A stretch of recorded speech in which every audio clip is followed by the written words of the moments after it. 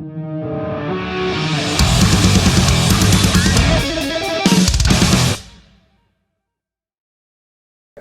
to the Everblack podcast, Lochie and John. Thank you for having us. Yeah, great to have you here. So you kicked off 2024 massively with a regional tour with ANIMATE. What show was the most insane? Honestly, like that tour was a whirlwind. Every show was sort of ridiculous. Yeah, just like the fact it was like mainly regional towns. Like, Yeah. there's always something In the happening. heat, like it got weird at so many of the shows. Probably I think it was Newcastle. Was it Newcastle, the outside stage? Yeah. And we went swimming before? Yeah, that one. There was just like an outside, like I've only ever played the one venue in Newcastle, which is the Cambridge Hotel. So being at an outside venue with like more people in Newcastle than I've ever seen in my entire life, it was like fest vibes. Yeah. So probably that one. Frankston was also sick. But that's like super hometown for me. So I really liked that. Yeah. The Northern Queensland shows were... Yeah, they were also, quite hectic, like Cairns and Airlie Beach. Lovely to breathe some water. Yes, Down there. yeah, I love Far that. North Especially when Queensland. I'm like fighting for my life on stage. Probably got pneumonia after that, I think. Like, but yeah, honestly, yeah, probably Newcastle or Frankston, like standouts. So, I mean, you dropped one hell of a collaboration in the new year. Yeah. Had the whole metal world thinking, what the fuck is going on? That was the intention. Yeah. How's the reception been for Sucks to Suck? Sick, honestly. I'm trying to do this thing with this new record where I'm not trying to dig too hard into the comments and like the reviews and stuff like that and just trying to like wait until I get to a show to play it. But numbers wise, that's all I can really see and it seems to be going well, like along with everything it's else. killer, Like, man. Like, yeah. blew me away when I first heard Yeah. it. I think like, I don't know, like everybody knows Ice-T, like he's one of the most respected dudes in metal, even though he's like a hip hop artist, he's an actor, like he's every other thing, like. You can't rule out body count either. Yeah, exactly. Like everyone knows this dude. And yeah, I honestly don't know. Like, I didn't know what to expect. Like I can't imagine how the fuck they feel. Like, yeah. So how did the whole Ice-T getting on the track come about? So we did have someone else lined up, but That fell through. they were flaky. Like they ghosted management. Like I don't know. I don't know if it was them or if it was their management, but they just weren't keen on it. Yeah, hard to So, get a hold of. Like it was just like, fuck, we need someone like Ice-T. And then we were like, you wrote that in. It literally just happened like that. I was Like like, we need someone Ice-T, like someone who has like attitude and stuff in like the group chat with our manager, and she just responded saying, "I know his manager." yeah. Yeah, because we have like an American manager, and we just sort of thought like, because I always try to think like, how high can you get through the people you know? Like, I know this person, they know that person, they know this person, and then it was just that, and then like within 2 links we're at Ice-T, and we're just like, do it, like send that email. So out of everyone, who fanboyed the most when meeting him?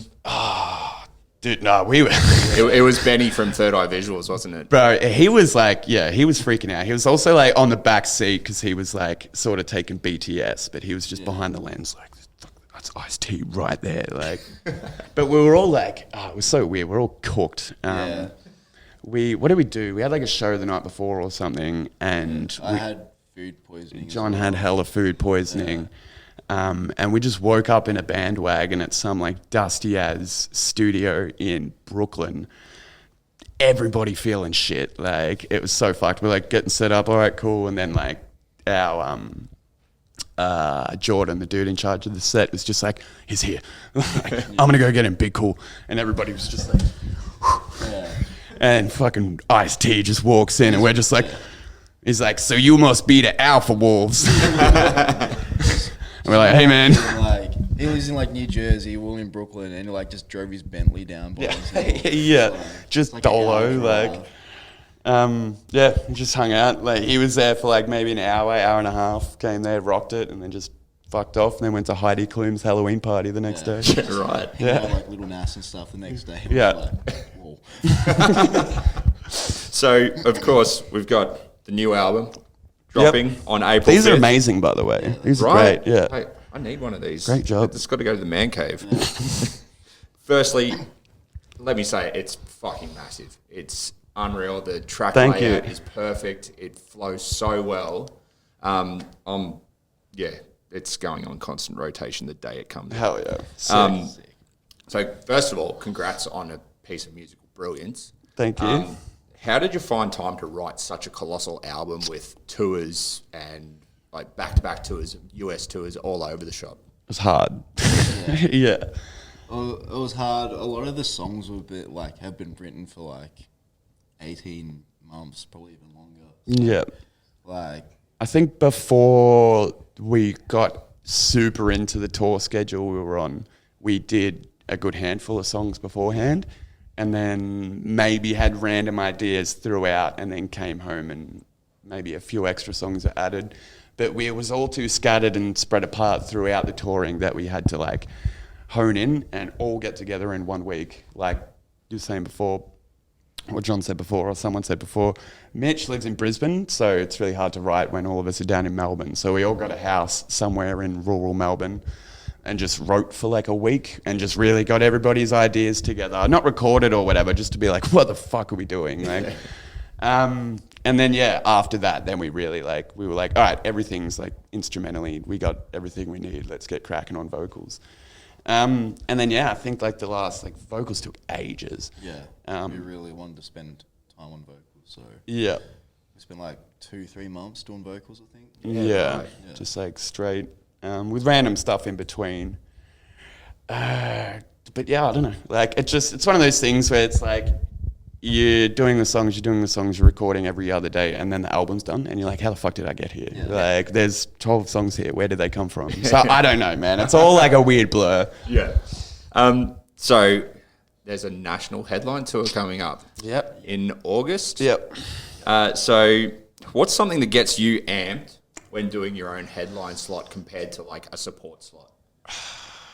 You truly get to see the growth in the band. Yeah. Yeah, that's for sure. You get to see where you're at. Yeah, it's one of the most like one-to-one showing of results sort of thing, because you play supports or whatever, you probably have some of your fans there, you're probably playing to a lot of another band's fans. Even when you're headlining, there's still other people there who aren't the biggest fans of you, they're there for the other bands and they're just hanging out, but you're never going to have more of your fans in a room than them, so that's when you hear about it the most, you know? Like, I saw a lot of people at the Southport RSL show. Oh, yeah? Like they were there for Amity, Yeah. and they walked out going, Alpha, Yeah. and they Sick. were hitting the merch desk, so it was really good Yeah, to see. some well, see support. that's the thing. That's what we want to do. We want to go around and steal as many bands' fans as we can, and then hopefully see them at the headliner. Yeah. Like, that's sort of this cycle. Yeah, and you get like full control when you Yeah. headline tour as well. It is cool to really, You get to choose production. You get to Yeah. really show like your show. You get Yeah. to big dick it, basically. Like, you get to be that band and be like, I want these lights. I want the stage set up like this. Like, so it is really cool to actually like fully like harness the creativity and proper like show your band in the best sense it can be shown, because you do a support tour and it's just like, no, you have to play in front of 2 drum kits tonight. We're keeping the monitors on stage. There's risers on there too, so you have no fucking room to move. Like, stiff shit. Like, and so now that headlining, you don't have to do any of that. You can have it exactly how you want. Like, and it's one of those things where it's like you eat shit for the longest time, and then you like, you know, you get to shit, I guess. Like, Pretty much. Yeah. So, of course, support bands always need to be something that's factored in. Talk Yeah. us through the thought process of the support bands for the headline tour. honestly, like, it's like 3 different things. Like, we love all the bands there, obviously, and we wouldn't put them on if we didn't think they were like amazing bands. But Throne, like, it's Throne. They've like the biggest like whirlwind in like the last year or whatever. They just come out the gate swinging. You listen to any song on Spotify and it's thrown next. Yeah.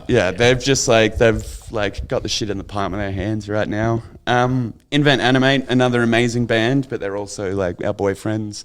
We've toured with them in the States a couple of times, and they're probably like our best friend as another band, sort of thing, at least like internationally. Yeah. So it's really cool to actually cook up something and being like, hey, come, like, we toured their country with them, so we want to tour our country with them. So And then fucking Devil Wears Prada needs no explanation. Like, it's Prada. Like, yeah. 100%. yeah. So, of course, you know, new album, new merch. Yep. Merch is something you guys just absolutely fucking kill it with. Yep. Anything like future products for the masses? Like, are we going to see like a signature Sabian face mask? So that was an original idea that we're going to do before COVID. Yeah. But then Now, COVID like, hit, and then every fucking band done face masks, so we're just like, I'm not gonna do it. Yeah, it's cheesy now. But we're always like trying to find all the random distributors of different types of garments and like things like we do clothes, like we know how to make t-shirts and hoodies and everything like that. Like we started getting into bags. We got pillows here today. Like we always just try to like find all that other extra random shit that Which we just want to do a lot of like even like the box set that we've made. For, Yeah, like, that this looks release. killer. Yeah. It literally folds out to like a boom box. Yeah. Never seen anything like that before. Yeah. So Just try to like insane. outside of like a grinder or like a stubby holder, like we just try to do something a bit more like, oh, Alpha Wolf have like fucking chopsticks, like what the hell, like that's crazy, like actual literal, like An actual wolf. feral wolves. Yeah, holding a katana. Yeah, Yeah. 100%. I'm on board. grinders will be sick. Not a weed band. We're not a weed band. So finally, of course, you know, Cvltfest. We're here. Lovely posters here. Was that the initial goal for Alpha Wolf to have your own festival? And what have you got your sights set on in the future? Yeah, so once we done the first one and how successful it was, we wanted to make it like a yearly thing. We couldn't do it last year just because we were so fucking busy and we couldn't do like the supports or anything like we wanted because everyone Yeah, was we busy. could have done it, but it wouldn't have been exactly how we wanted it, Yeah. so we just pulled the pin on it. Yeah. But we're just gonna try and continue it as much as we can and broaden it. We did a while ago. We did like a pop-up shop, and just like literally just rented out a space and just sold clothes for like our band, other bands, and stuff like that. And we don't want to just do Cvltfest as like a show. We have all the stalls and like food trucks and everything, and it's just more of an event. And just like the clothes and trying to do extra shit outside of t-shirts, like we want to do something a little bit extra outside of a show. I know it's still a show, but we just sort of want to expand on it every single time and make it a little bit more interesting and make it like a thing that regardless of the lineup, people have like FOMO for. Like, are you going to Cvltfest this year? Like, we want it to be happening every year. We want it to be like a household sort of festival name. For sure. Especially because, we grew up like going to like Fringe Fest and like Invasion Fest and fucking Loud Fest and Pushover and everything like that. And I feel like there's a weird like empty space for shows of this size, like not mid-range, probably like just below that, but like it's not a 30,000 cap festival like Good Things, and it's not like a 20 band metal bill at like some dive bar or whatever. Like we want to be somewhere in the middle here, and like just try to bring it back to what it used to be. There used to be shows like this all the time. Awesome, guys. Well, thank you so much for joining us today. Really appreciate it. No worries. Thank you for having us. Yeah. Let's hit Cvltfest and go nuts. Let's go. Cheers. Thank you.